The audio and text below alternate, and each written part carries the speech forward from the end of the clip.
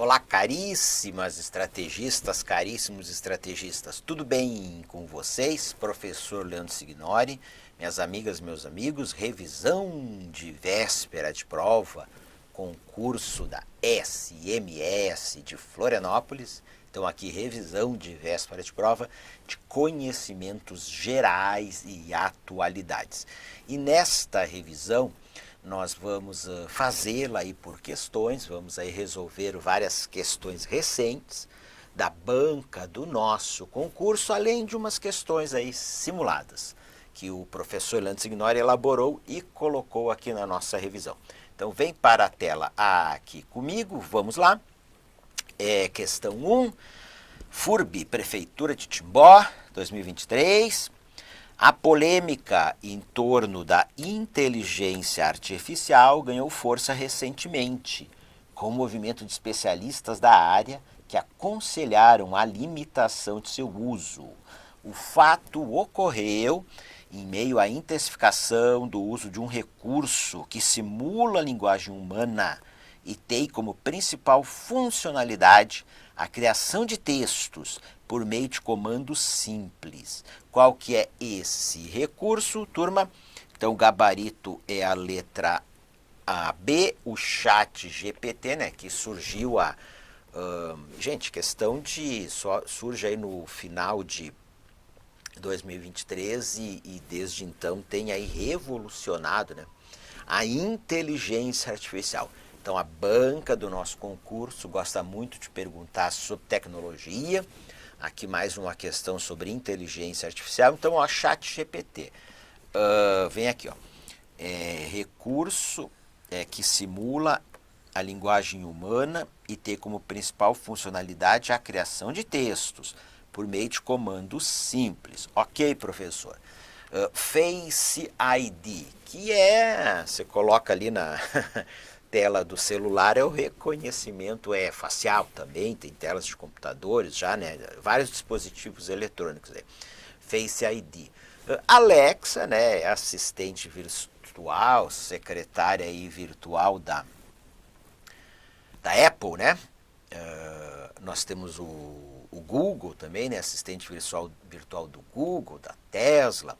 Siri, que é ali nos telefones da Apple, né, a Siri, né, com quem você conversa também.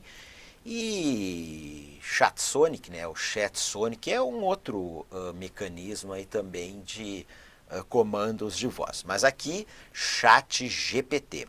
Adiante, 2. Há muito a tecnologia vem ganhando espaço no processo produtivo, tornando-se uma inimiga do profissional que resiste ao aperfeiçoamento para lidar com seus recursos. Hoje, fala-se muito em inteligência artificial, mas no passado, uma palavra que simbolizava esse conflito era, turma, gabarito letra B, robotização. Então, de que conflito a questão está falando? O conflito do fechamento de postos de trabalho por meio da incorporação de tecnologia, né? O que inclusive no mundo do trabalho nós chamamos do desemprego estrutural. Automação também se fala, né? Aqui a questão de desautomatização, né? É a automação, tá? Mas o que simbolizou muito isso no passado, a robotização, e atualmente é a palavra que simboliza esse conflito aí da tecnologia fechando postos de trabalho, extinguindo profissões e criando também novas profissões, é inteligência e artificial, tá? Então, industrialização enfim, o crescimento, né, do setor secundário nas economias, né? Então, industrialização ligada à revolução industrial, humanização, deixar os ambientes de trabalho mais acolhedores, né, como se diz aí, mais humanos para os seres humanos. E a de tecnicismo está relacionada a um foco excessivo em detalhes técnicos, em regras, tá? Então não descreve aí esse conflito entre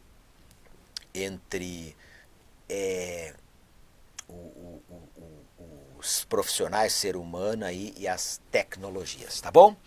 Gabarito 2, então, B, robotização, adiante. 3, os avanços tecnológicos trazem cada dia mais facilidades para a humanidade.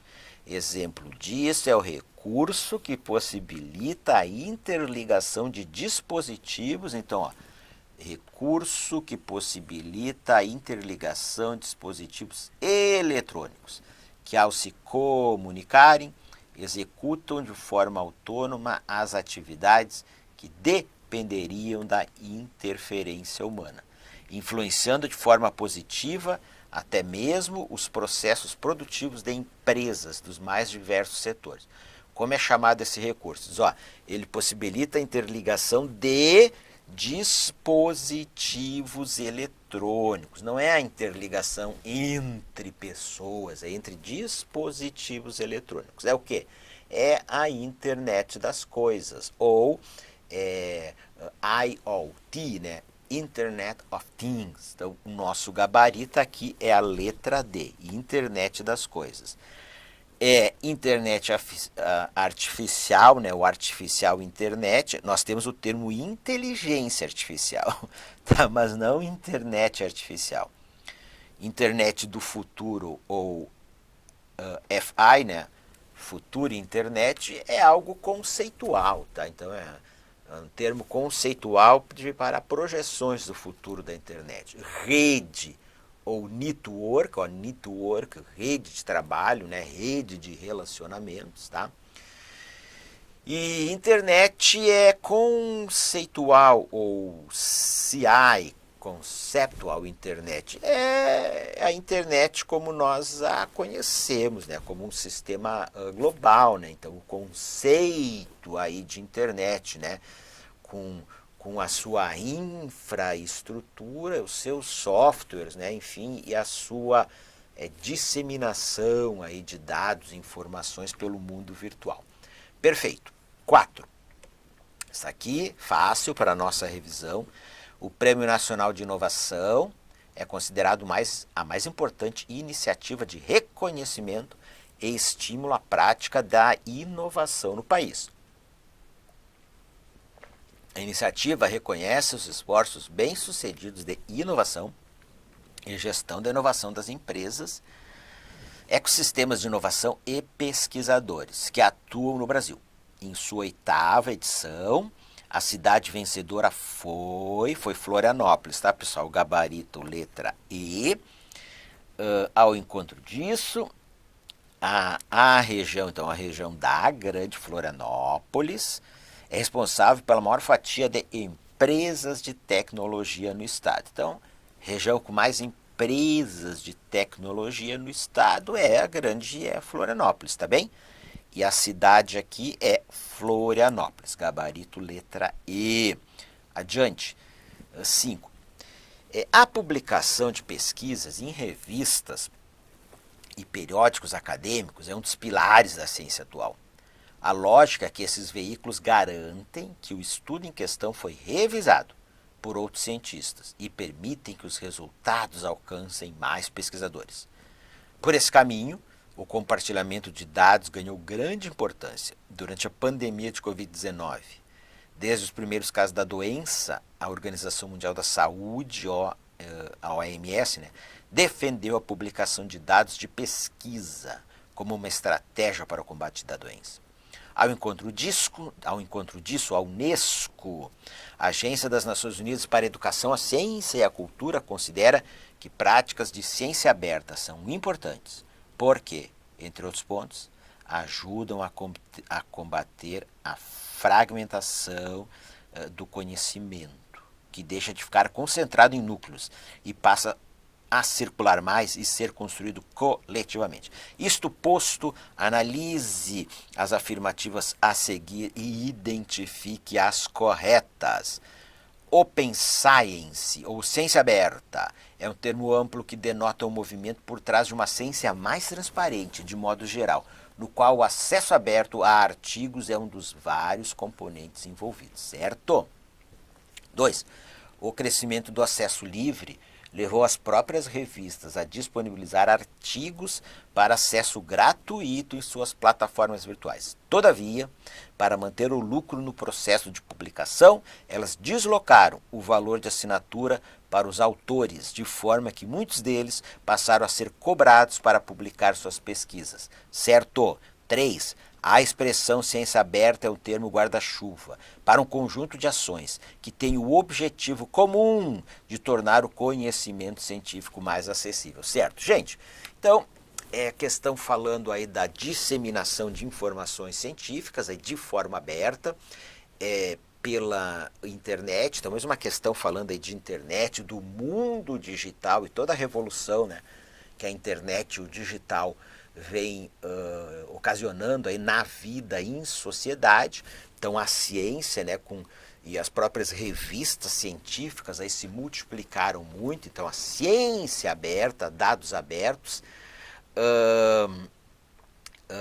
e aí o estímulo também da comunidade científica para a publicação aí das pesquisas em publicações aí científicas, né, de forma livre, aberta, gratuitas na internet.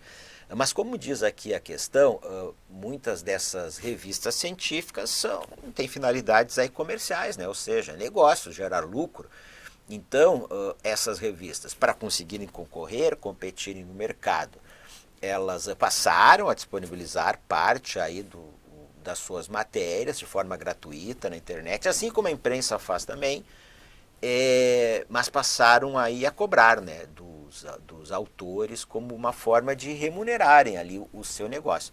Então a gente vê muito isso na imprensa também.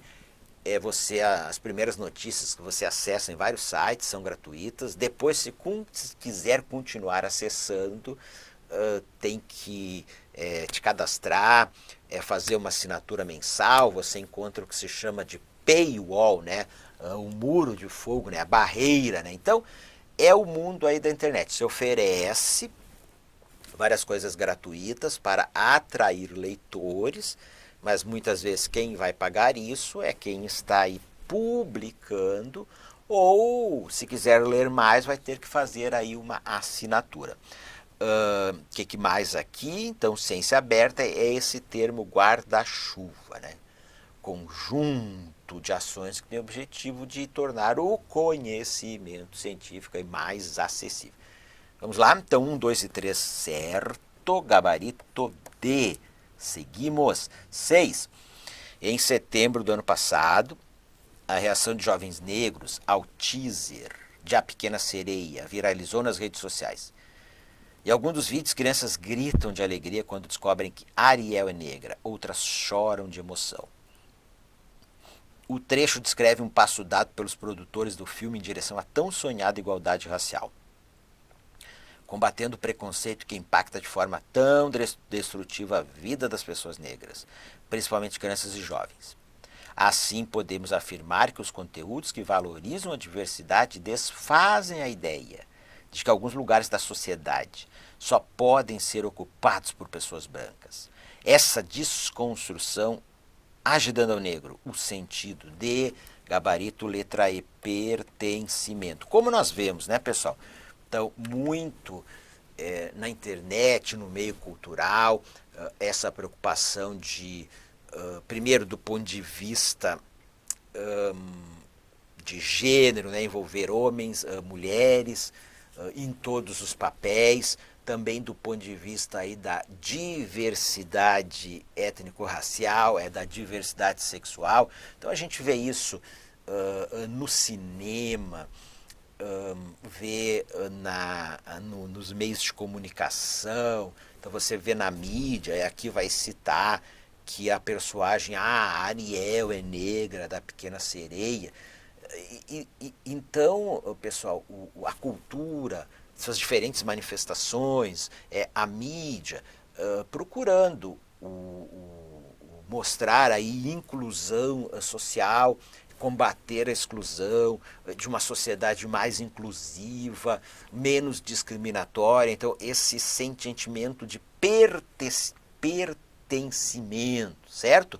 E as outras afirmativas estão erradas, né? Porque inferioridade é tu tentar colocar um gênero ou um tipo de pessoa como superior aí às outras, né, pelas suas características aí da cor da pele, tá? Superioridade também não, é equidade, é igualdade, é sentimento de justiça, de inclusão e de pertencimento, não de injustiça e de exclusão. Certo, professor? 7.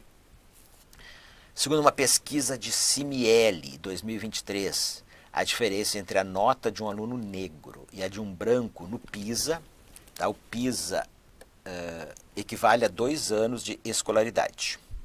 Um levantamento elaborado pelo Todos pela Educação e pela Maim Consultoria Antirracista, com dados do Sistema de Avaliação da Educação Básica, SAEB, de 2019, demonstra essa disparidade. Em relação a uma criança negra, uma branca tem 18,9% mais chances de ter acesso à educação infantil do que uma criança negra. 39,2% mais chances de frequentar a escola, 40,4% mais chances de aprendizagem adequada em língua portuguesa e 53,9% mais chances de aprendizagem adequada em matemática no 9º ano do ensino fundamental. E 48% mais chances de cursar o ensino superior. Então, aqui é um fragmento de uma pesquisa, né, de Gotti e Noronha, 2023. Dado esse contexto, registre V para as verdadeiras e F para as falsas. Então, está falando aqui do PISA, pessoal. É um programa internacional de avaliação de estudantes. Ele é realizado a cada 3 anos pela OCDE, Organização para a Cooperação e o Desenvolvimento Econômico, então uma entidade internacional. O Brasil não é membro da OCDE, mas o Brasil participa de alguns grupos aí da OCDE, como grupo de educação. Então, estudantes brasileiros participam desse PISA. Ele avalia aí o conhecimento aí dos estudantes em matemática, em linguagem, em interpretação de texto e aqui ó, língua portuguesa, matemática e, bom, no caso, interpretação de texto, né? Matemática e ciências. Em torno de 70, 80 países participam do PISA. O Brasil, infelizmente, está sempre nas últimas posições do PISA. Os nossos alunos com muita dificuldade de cálculos, né, de matemática e de uma correta, de uma adequada interpretação de textos. Vamos lá. Primeira afirmativa. A equidade étnico-racial precisa ser um projeto de nação, como centralidade nas políticas públicas, não apenas como ações adjacentes. Verdadeiro. A outra afirmativa, dentro da escola, o racismo estrutural é um desafio a ser enfrentado. Verdadeiro. E a terceira afirmativa, um fator que impacta a aprendizagem, envolve os problemas psicológicos que o racismo causa. Verdadeiro. Turma, então, primeiramente, ó, letra... Vamos marcar aqui o gabarito. Letra C, né? Racismo estrutural. Então, é um conceito desenvolvido pelo professor e filósofo Silvio Almeida. Então, o que o Silvio Almeida ele vai dizer que... Então, primeiro, o racismo ele é histórico, ele tem origens na escravidão negra no Brasil e antes disso na escravização e extermínio aí dos indígenas. Então, uma superioridade dos brancos em relação aos indígenas e os negros, mas estrutural é que ele está em todas as esferas da sociedade.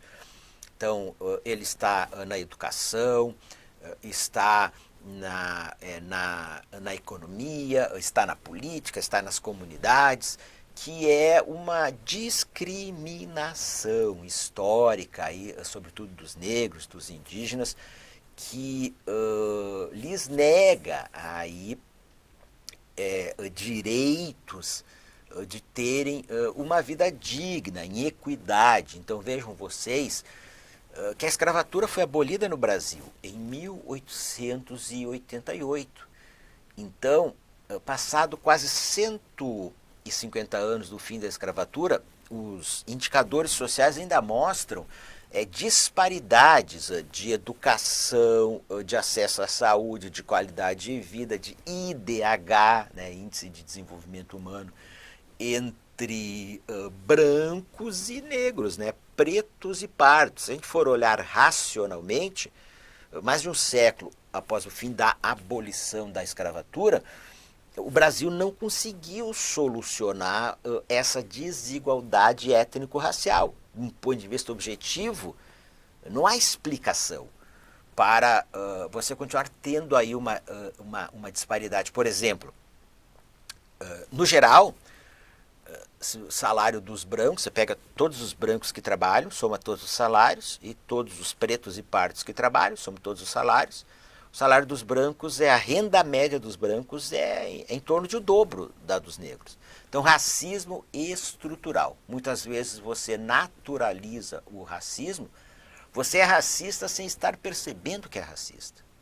Porque esse racismo ele já está ali naturalizado aí na sociedade. E racismo não é algo natural, tá bem?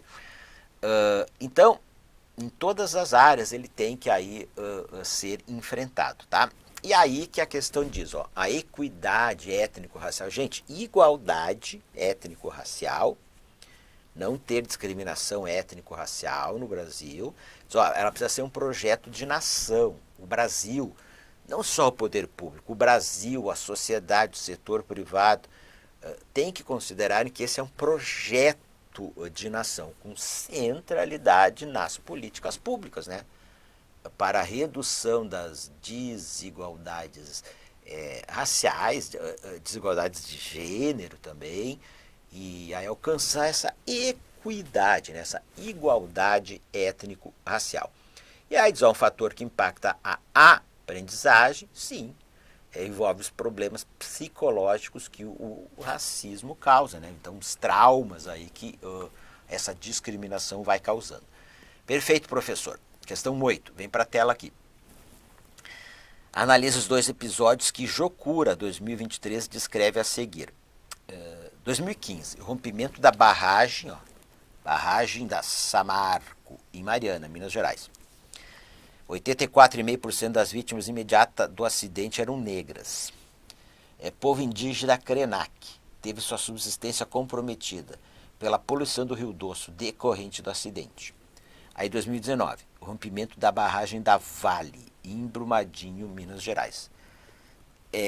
Vejamos, 58,8% dos mortos não se declaravam como brancos e tinham renda média abaixo de 2 salários mínimos. 70,3% dos desaparecidos também não se declaravam como brancos e tinham renda média abaixo de 2 salários mínimos. E depois, povo indígena Pataxó foi prejudicado pelo acidente. Então, o que a gente vê aqui? Rompimento da barragem da Samarco, em Mariana, Minas Gerais.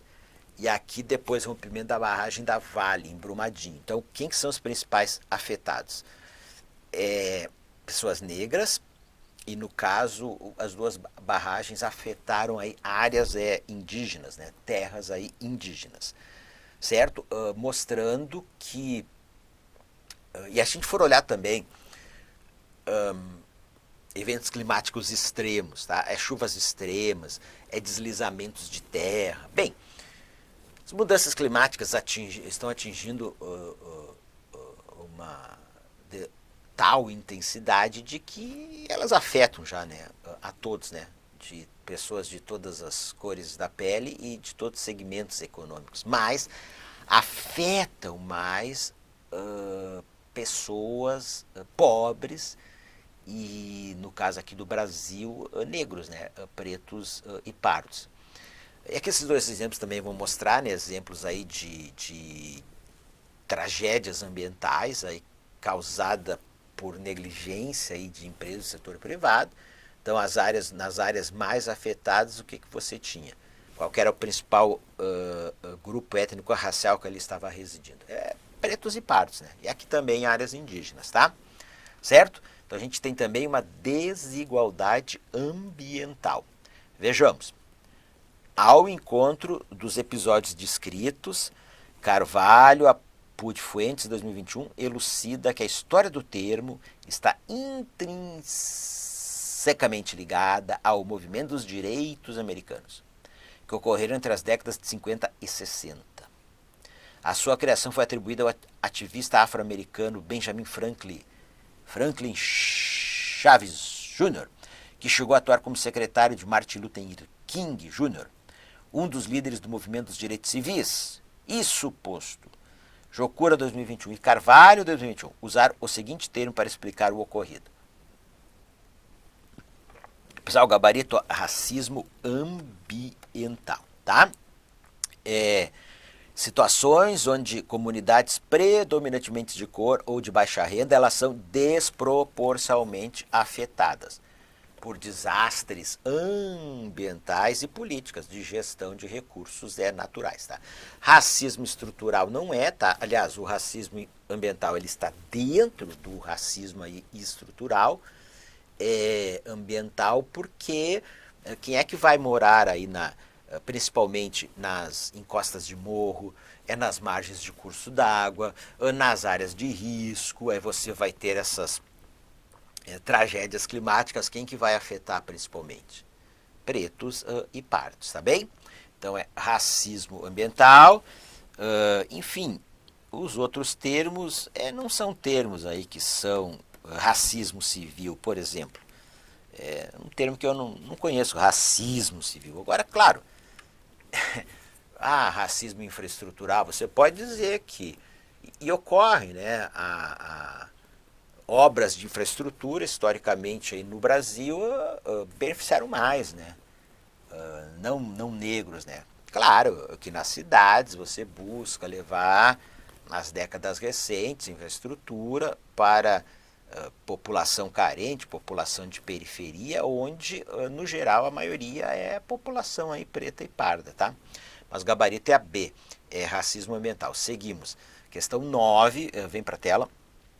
A transversalidade não é mais um desejo, um sonho, é uma realidade. Marina Silva, ministra do Meio Ambiente, em discurso em Brasília, no dia 4 de janeiro. VIC 2023. Acerca dessa temática, analisa afirmativas a seguir e registre V para as verdadeiras e F para as falsas. Tema caro para a gestão pública, a transversalidade busca unir esforços para lidar com problemas sociais complexos, como a mudança climática e o racismo. Perfeito. Os problemas sociais estão cada vez mais complexos. E é necessário atuar de forma transversal para enfrentá-los. Verdadeiro. E a terceira afirmativa falsa. A transversalidade apareceu pela primeira vez nos planos do governo federal brasileiro em 2023. Então aqui fala de dois exemplos de políticas públicas que têm a necessidade de serem transversais. A mudança climática, racismo, então mudança climática, né, meio ambiente, né, meio ambiente, também de gênero, de gênero também, políticas aí de gênero, ou seja, que vai precisar, pessoal, então, a questão racial, a questão de gênero, da diversidade sexual, meio ambiente, mudanças climáticas, então políticas aí transversais. Você necessita da atuação conjunta, planejada, coordenada de vários órgãos governamentais. A nível federal nós vamos falar aí de ministérios para o enfrentamento aí destes problemas sociais complexos. De nada adianta você ter, por exemplo, políticas, a criança e adolescente, a gente pode citar também a políticas de exemplo para a questão étnico-racial, cotas na educação, cotas no serviço público. Se você não tiver aí também políticas de combate à própria linguagem, a própria enfim, forma de relacionamento entre não negros e negros, educação, saúde, moradia, emprego decente. Então, elas são o quê? São políticas aí transversais, tá? São áreas de políticas públicas que exigem políticas aí transversal para a solução aí dos seus problemas aí complexos, que são problemas aí complexos, tá? Então, verdadeiro, verdadeiro, falso, gabarito, letra C. Segue. 10. Em um país como o Brasil, onde a produção energética é contínua e variada, especialmente nas usinas hidrelétricas e térmicas, a energia solar ainda é novidade, com seu funcionamento periódico. Ao encontro disso, assinale a alternativa correta.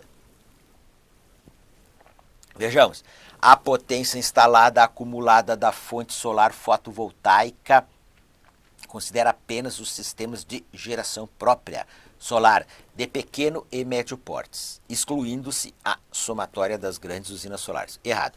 Deixa eu aproveitar aqui, ó, pessoal. Nós temos a matriz energética. Tá? O que é a matriz energética? É todas as fontes e todos os usos de energia, tá? E aí nós temos também a matriz elétrica, que é o quê? É a geração de energia elétrica. E aí, meus amigos e minhas amigas, então a matriz energética do Brasil, ela é predominantemente, olha aqui, ó, suja e não renovável.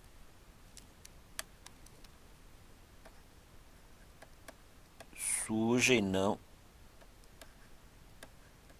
renovável. Aí nós temos a matriz elétrica. Ela é amplamente limpa e renovável.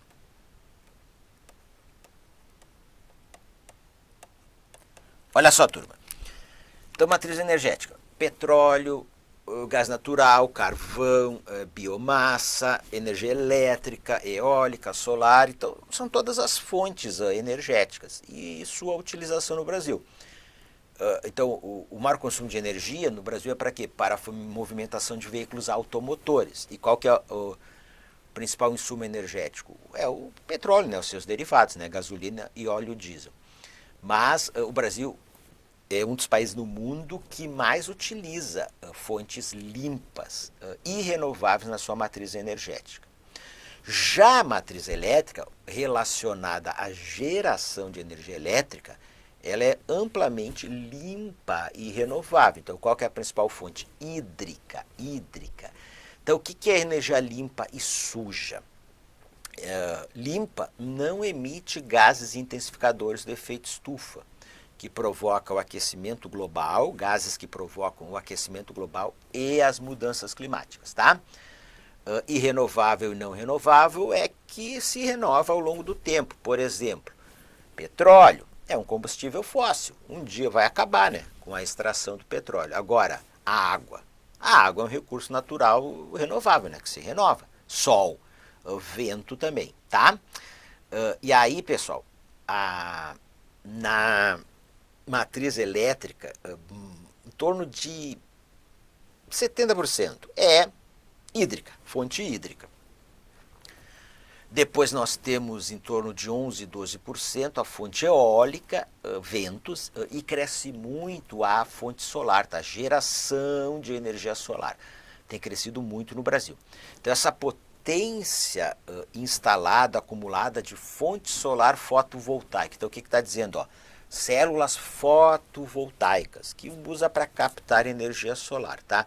Considera aqueles sistemas instalados nas residências, nas empresas, como as usinas, né, também de aqueles parques de células fotovoltaicas captando energia aí solar, tá? Considera aí os dois, tá?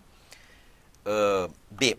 A energia solar é considerada uma alternativa sustentável para complementar outras formas de energia, que é o nosso gabarito, tá? Por enquanto, ainda é considerada uma fonte complementar de energia, né? As fontes principais, tá? C. O Brasil ocupa atualmente o primeiro lugar no ranking mundial de países com mais energia potencial acumulada da fonte solar fotovoltaica. Está errado. A D. A fonte solar é a maior fonte na matriz elétrica. Olha aqui, ó, hídrica. Como nós já falamos, tá? É a fonte hídrica. Geração de energia elétrica. E aí, o setor solar atraiu poucos investimentos e teve um decréscimo significativo em 2022. Está errado. O Brasil, o potencial de geração de energia solar no Brasil é o triplo do potencial de geração de energia pela fonte hídrica. O Brasil está entre os 10 países que mais produzem energia solar no mundo. Agora, o país que mais produz energia solar é a China, certo? O que mais eu podia dizer? E o setor solar ele tem atraído muitos investimentos no Brasil. Perfeito, turma? Então, gabarito B, 11. O banco ultrapassou o Itaú Unibanco e se tornou o banco mais valioso da América Latina, com valor de mercado de 297 bilhões. O banco agora é a segunda maior empresa listada na B3, atrás da Petrobras. O crescimento do banco também reflete uma mudança mais ampla no setor bancário, onde as instituições financeiras digitais, então o banco digital, instituições financeiras digitais estão ganhando terreno sobre os bancos tradicionais, com operações simplificadas e uso intensivo de tecnologia. Esses bancos conseguem oferecer serviços mais ágeis e personalizados, atraindo especialmente os consumidores mais jovens e tecnicamente inclinados. Certo, professor? Qual banco descrito acima? Inter, Bradesco, C6, Santander e Nubank. Gabarito é letra E, Nubank. Creio que muitos de vocês têm uma conta no Nubank. Em valor de mercado, que é um banco totalmente no digital, então as fintechs, financeiras tecnológicas, o Nubank ele é um banco que não atua só no Brasil, ele se tornou recentemente o banco com o maior valor de mercado na América Latina, o mais valioso da América Latina e a segunda empresa mais valiosa do Brasil, atrás aí da gigante estatal Petrobras. Avança, 12. Vem para a tela. Os debates sobre desenvolvimento urbano, que por muito tempo foram direcionados para questões de ocupação territorial, giram hoje em torno de diversos temas ligados à qualidade de vida da população, principalmente nos grandes centros. Nesse sentido, muitos conceitos surgiram, como o que designa a preocupação com o deslocamento das massas, com os meios de transporte e seu impacto sobre o meio ambiente. Como é denominado esse movimento?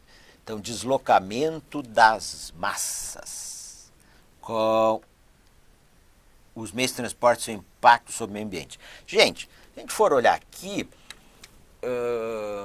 então o examinador traz lá alguns termos aí desconhecidos, mas a questão acaba sendo fácil, porque olha só, personal mobility, mobilidade pessoal, né? Então não é massas, aqui é individual, pessoas. Transporte urbano é apenas transporte, tá? Urbano, tá? Não diz aí se é coletivo, se é individual. Driving, pessoal, em inglês é dirigir, né? Estar aí dirigindo, tá bem? Clean transport, transporte limpo. Não, né? Porque vai aí considerar a questão do impacto no meio ambiente. Mas ele falou deslocamento das massas, impacto sobre o meio ambiente. É mobilidade urbana. Um transporte que seja eficiente, seja acessível e que cause pouco impacto aí no meio ambiente. Então, a mobilidade urbana, um dos principais aí temas no desenvolvimento urbano brasileiro, aí no mundo também, nos desafios das cidades, sobretudo as médias e grandes cidades. Então o gabarito é letra E. Seguimos. 13. O processo de urbanização no território brasileiro iniciou-se de maneira mais concreta a partir do final do século XX, com o início gradativo da industrialização no país. No entanto, foi após os anos 1930 que a presença das indústrias tornou-se mais intensiva e a urbanização começou a se intensificar. A segunda metade do século XX serviu de incremento, graças ao intenso êxodo rural. Então está falando aqui da urbanização brasileira, tá bem? O Brasil teve uma urbanização rápida, em poucas décadas deixou de ser um país eminentemente rural para se tornar um país urbano. Entre 1940 e 1980, a população urbana cresceu muito rapidamente e bem mais do que a população rural, que passou a diminuir. Então hoje, em torno de 85% da população brasileira ela é urbana. Então vem para a tela aqui, ó. O movimento de êxodo rural, estado no trecho, é um fenômeno que influencia o desenvolvimento urbano. No que consiste esse fenômeno? Então o êxodo rural, pessoal, consiste na ocupação de território. Não é esse gabarito. Deixa eu olhar uma por uma aqui, eu já ia indo direto. Na concentração da população na zona rural, fugindo da poluição industrial dos grandes centros. Gente, a população se concentra nas cidades, tá bem? Nós temos esse fenômeno de pessoas que saem das grandes cidades, dos grandes centros e vão morar em cidades menores. Inclusive saem das cidades e vão morar nas zonas rurais, tá? Mas a população se concentra nos grandes centros. Nós temos esse movimento, são os neo-rurais, né? Pessoas que, neo-rurais ou novos rurais, pessoas que saem da vida agitada das cidades, muitas vezes profissionais bem instalados, bem remunerados, e vão morar aí no campo, buscando uma vida mais tranquila, tá? B. Na tomada dos espaços urbanos pelas grandes indústrias, levando a população a se mudar para a zona rural. Errado.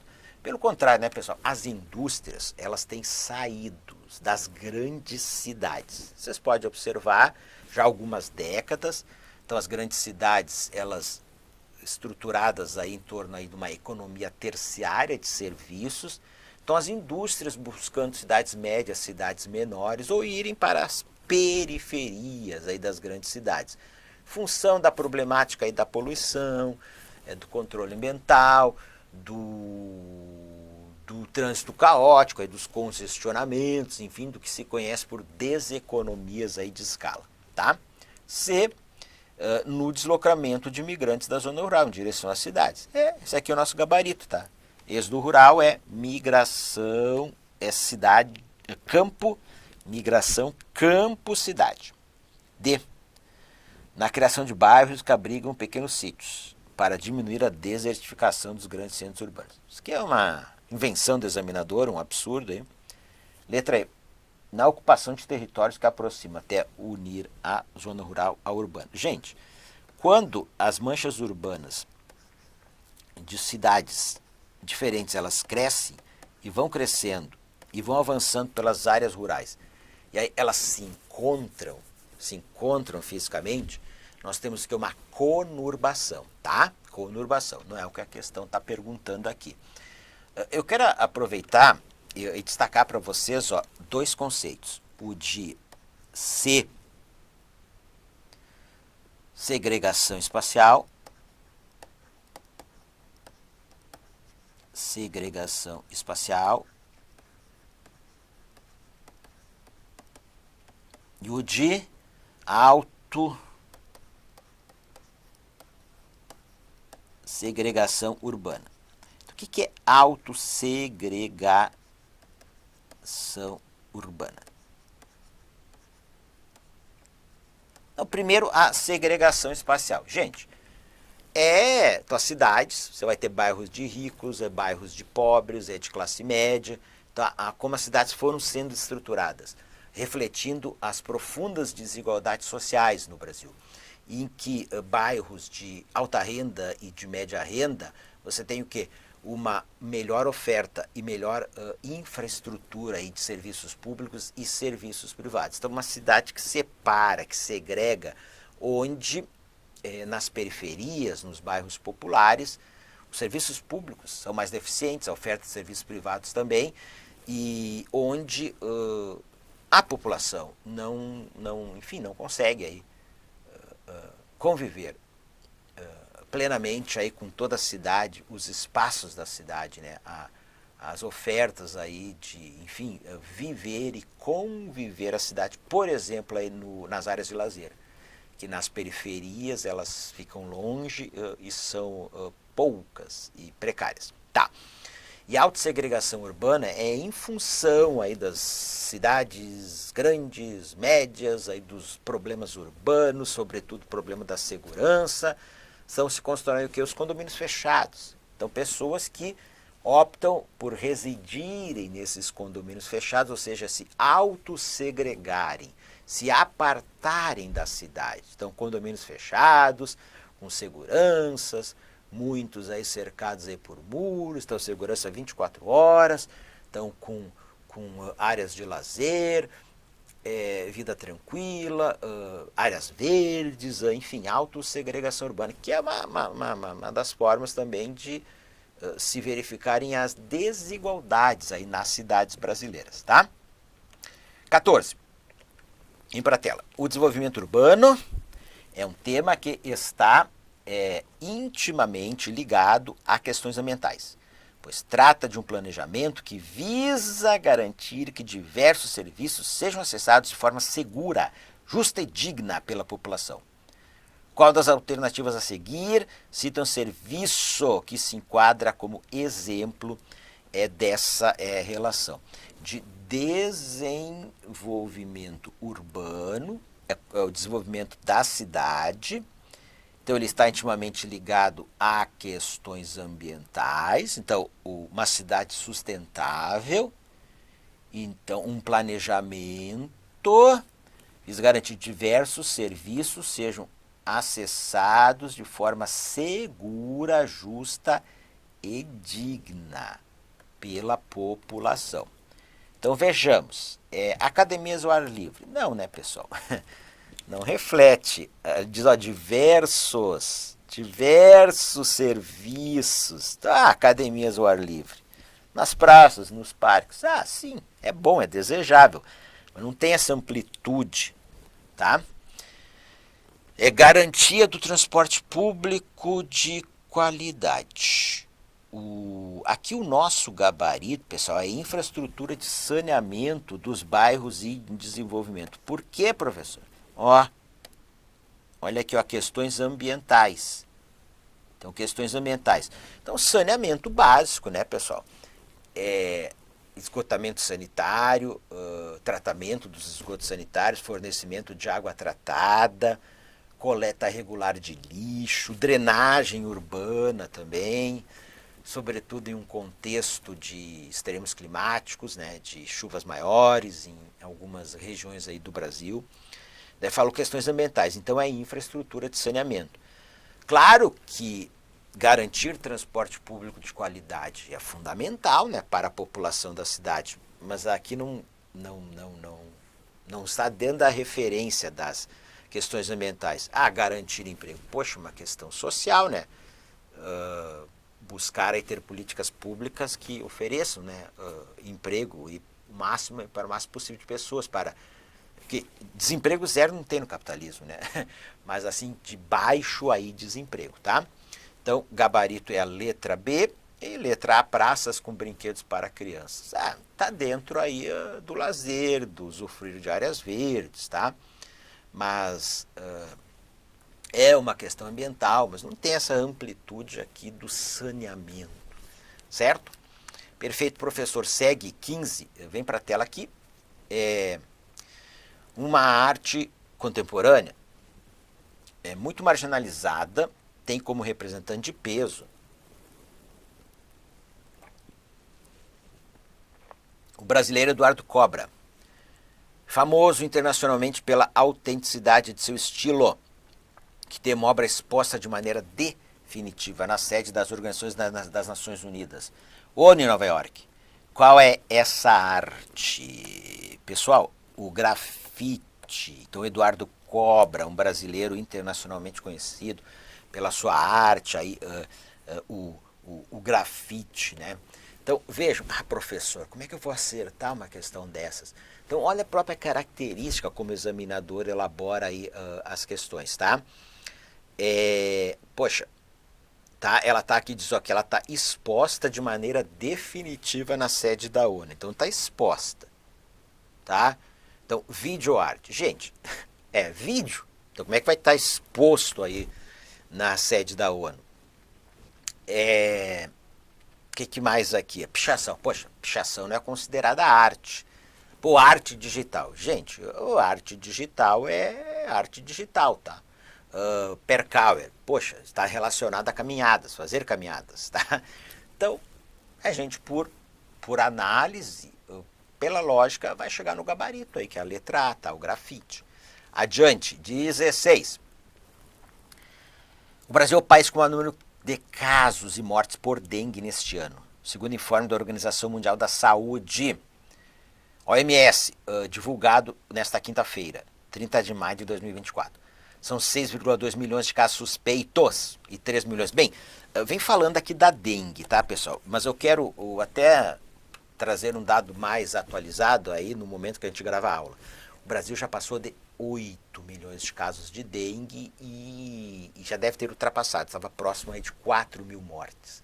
Então é um recorde de casos de dengue e de mortes aí no Brasil, desde que a doença ressurgiu no Brasil, na década de 80 do século passado, tá?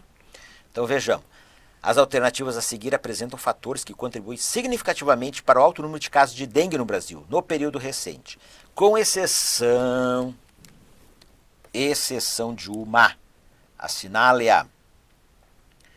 Letra A. A baixa disponibilidade de vacinas contra a dengue no mercado, o que impede a imunização em massa da população, resultando em surtos recorrentes da doença, especialmente em áreas urbanas densamente povoadas. Gente, esse aqui é um dos fatores, tá? Pelo grande número de casos de dengue no Brasil, tá? É fato que nós temos uma baixa disponibilidade de vacinas contra a dengue aí no mercado. No final de 2023, foi incorporado pelo Sistema Único de Saúde no SUS a vacina Qdenga. Primeiro sistema público no mundo de saúde de incorporar aí uma vacina ao sistema. Então, antes nós tínhamos a Dengvaxia, que é do laboratório francês Sanofi Pasteur. Mas a Dengvaxia, ela só é aplicada em pessoas que já contraíram a dengue, para prevenir, para não contrair novamente. A Qdenga, tanto para quem contraiu como para quem não contraiu a dengue. Mas o laboratório que desenvolveu a vacina, o Takeda Pharma, ele não tem condições de fabricar uma grande quantidade de doses por ano. Então foi incorporada ao esquema vacinal de 2 doses, mas são poucos milhões de vacinas que o laboratório tem capacidade de produzir e vender para o Brasil anualmente, tá? Bom, a B também está correta. Nós temos aí circulantes no Brasil, na América do Sul, os 4 sorotipos do vírus da dengue simultaneamente circulando. Então aumenta a complexidade, tá, da resposta imunológica e a probabilidade de infecções sucessivas e mais graves, agravando o número de casos confirmados. C, então também está certa, e a D também está certa, então a incorreta é a letra E, tá, pessoal? A mobilidade urbana é a migração de pessoas infectadas entre regiões e países, que facilita a disseminação do vírus e torna difícil o controle local dos surtos, levando a um aumento significativo dos casos de dengue. Pessoal, é o seguinte, dengue. Não existe transmissão de humano para humano. É o mosquito fêmea, a Aedes aegypti, que vai picar um humano infectado e aí vai picar outros humanos e vai transmitir o vírus da dengue, tá? Então, mobilidade urbana mobilidade de pessoas, deslocamento, migrações, não é o problema isso aí, tá? Vejamos, por trás aí então, surtos de dengue são recorrentes no Brasil. A cada tantos anos você tem um grande aumento de casos, aí, de 3 a 5 anos. O que nós temos? Os nossos velhos problemas, né, de carência de saneamento básico, e aí, sobretudo, o de resíduos sólidos descartados no ambiente. Então, local propício, né, local propício para as chuvas, acumular água limpa, o mosquito da dengue ali colocar os seus ovos e procriar. Problemas aí, então, aí de vigilância sanitária também. E a letra D também ela é bem interessante, que também está correta. Ela fala aí da influência das mudanças climáticas globais no espalhamento da dengue no mundo, espalhamento de doenças, tá? Não só a dengue. Então, o mosquito da dengue, ele é um mosquito diurno e de clima quente. Então, na medida em que você vai tendo aí um aquecimento global, mudanças climáticas em que regiões do planeta Terra estão ficando um pouco mais quentes, poxa, 1 grau já causa uma série de mudanças. Então isso possibilita que o mosquito se espalhe para regiões em que ele não chegava no Brasil, e mais chuva, então mais calor, é mais água parada para o mosquito se reproduzir, então o calor acelera a reprodução aí do mosquito, tá?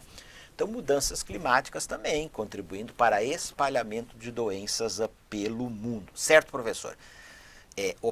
Aqui, ó, 17. Penúltima questão. O Instituto Brasileiro de Geografia e Estatística, IBGE, divulgou no dia 17 de maio dados do Censo Demográfico de 2022 relativos à alfabetização no país. Os dados mostram quais as taxas de alfabetização da população em cada um dos municípios do Brasil. A respeito desses dados, é correto afirmar que o analfabetismo está reduzindo-se progressivamente nas últimas décadas, mas ainda é alto, situando-se na casa dos 15%. Não, ele está reduzindo-se a cada década, tá? Mas ele ainda é alto, considerado alto, ele está atualmente em 7%. B. Na análise das faixas etárias, o grupo de 65 anos ou mais apresenta a maior taxa de analfabetismo. Está certo. É o grupo de 65 anos ou mais. C. Entre as 5 grandes regiões, o Sudeste apresenta o maior índice de alfabetizados, ou seja, o menor índice de analfabetismo. Então, não é o Sudeste, é o Sul. Enquanto o percentual de alfabetização da região Norte permaneceu mais baixo do país. Não, é o Nordeste. Então, o maior percentual de analfabetos é Nordeste. Menor percentual de analfabetos, Sul.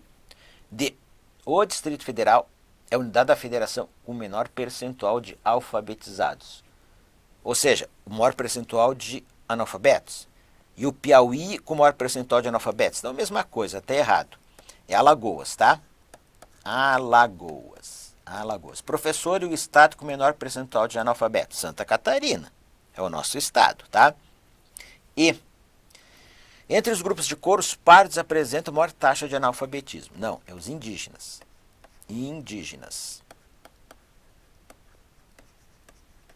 Deixo para vocês aqui, olha aí. Então, o Brasil tem ainda 11,4 milhões de analfabetos, 7% da população brasileira. A cada censo demográfico diminui. O menor percentual de analfabetismo, 2,7%, estado de Santa Catarina. Maior percentual, Alagoas, 17,7%.